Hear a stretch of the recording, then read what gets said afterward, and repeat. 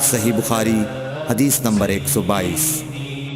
رسول اللہ صلی اللہ علیہ وسلم نے فرمایا کہ ایک روز موسیٰ علیہ السلام نے کھڑے ہو کر بنی اسرائیل میں خطبہ دیا تو آپ سے پوچھا گیا کہ لوگوں میں سب سے زیادہ صاحب علم کون ہے؟ انہوں نے فرمایا کہ میں ہوں۔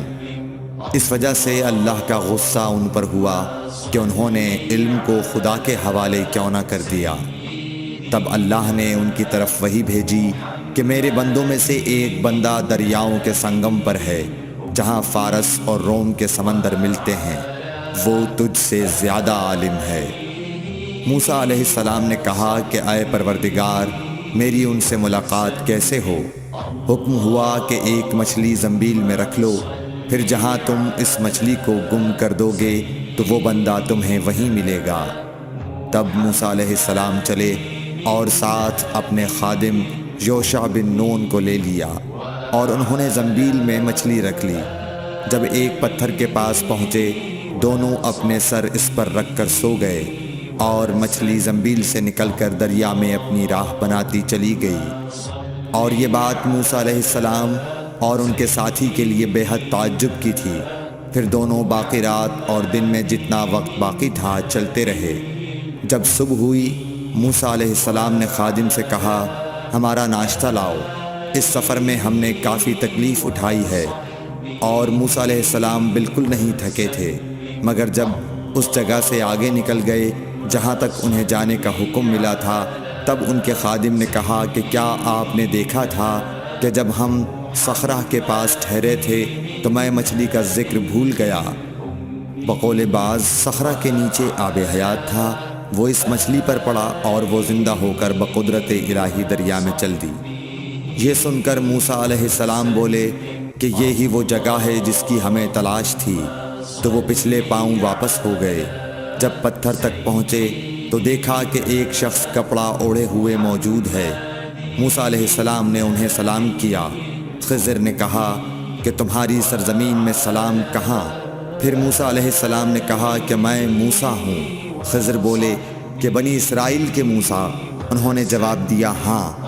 پھر کہا کہ کیا میں آپ کے ساتھ چل سکتا ہوں تاکہ آپ مجھے ہدایت کی وہ باتیں بتلاؤ جو اللہ نے خاص آپ ہی کو سکھلائی ہیں؟ خضر بولے کہ تم میرے ساتھ صبر نہیں کر سکو گے۔ اے موسیٰ، مجھے اللہ نے ایسا علم دیا ہے جسے تم نہیں جانتے، اور تم کو جو علم دیا ہے اسے میں نہیں جانتا۔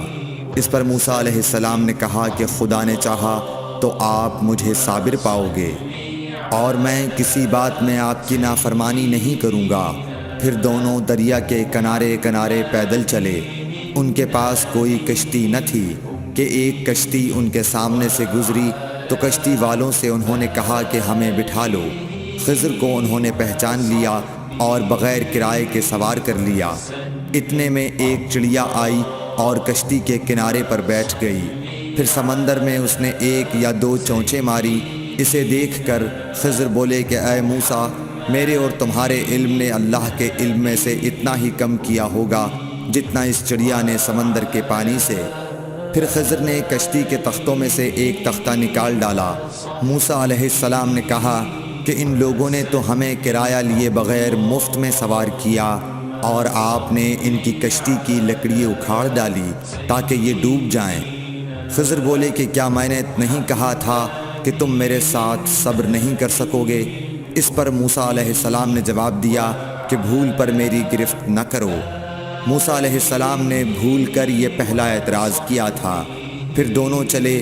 کشتی سے اتر کر ایک لڑکا بچوں کے ساتھ کھیل رہا تھا۔ خضر نے اوپر سے اس کا سر پکڑ کر ہاتھ سے اسے الگ کر دیا۔ موسیٰ علیہ السلام بول پڑے، کیا آپ نے ایک بے گناہ بچے کو بغیر کسی جانی حق کے مار ڈالا؟ غضب ہو گیا۔ خضر بولے کہ میں نے تم سے نہیں کہا تھا کہ تم میرے ساتھ صبر نہیں کر سکو گے؟ ابن عیینہ کہتے ہیں کہ اس کلام میں پہلے سے زیادہ تاکید ہے، کیونکہ پہلے کلام میں لفظ لکا نہیں کہا تھا، اس میں لکا زائد کیا، جس سے تاکید ظاہر ہے۔ پھر دونوں چلتے رہے، حتیٰ کہ ایک گاؤں والوں کے پاس آئے، ان سے کھانا لینا چاہا۔ انہوں نے کھانا کھلانے سے انکار کر دیا۔ انہوں نے وہیں دیکھا کہ ایک دیوار اسی گاؤں میں گرنے کے قریب تھی۔ خضر نے اپنے ہاتھ کے اشارے سے اسے سیدھا کر دیا۔ موسیٰ علیہ السلام بول اٹھے کہ اگر آپ چاہتے تو گاؤں والوں سے اس کام کی مزدوری لے سکتے تھے۔ خضر نے کہا کہ بس اب ہم اور تم میں جدائی کا وقت آ گیا ہے۔ جناب محبوب کبریا رسول اللہ صلی اللہ علیہ وسلم فرماتے ہیں کہ اللہ موسیٰ علیہ السلام پر رحم کرے۔